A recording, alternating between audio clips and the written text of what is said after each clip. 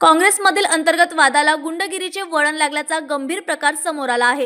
विजय वडेट्टीवार यांच्या समर्थक नगरसेवकांचे अपहरण करण्याचा प्रयत्न झाल्याचा आरोप माजी काँग्रेस शहर अध्यक्ष रामू तिवारी यांनी केला आहे. सहलीसाठी गेलेले 19 नगरसेवक पुण्याहून परतताना वर्धा येथील टोलनाक्याजवळ 25 ते 30 जणांनी शस्त्र दाखवत वाहन अडवले व सोबत येण्याची धमकी दिली. एका नगरसेवकाचा कॉलर पकडण्यात आल्याने वर्धा पोलिसात तक्रार दाखल करण्यात आली. या प्रकरणात सौरभ ठोंबरे यांचा सहभाग असल्याचा आरोप असून बाहेरून आलेले गुंड प्रवृत्तीमुळे पक्षाची बदनामी होत असल्याचे तिवारी म्हणाले. नाही, आमचे 19 नगरसेवक पुण्याला सहलीला गेले होते.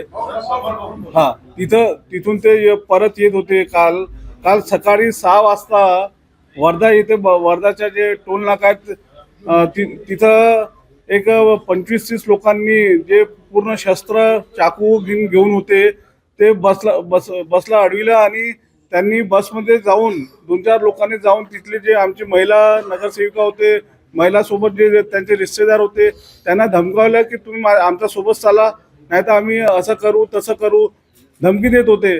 आणि एका नगरसेवकाच्या कॉलरवर पण हात लावला त्यांनी.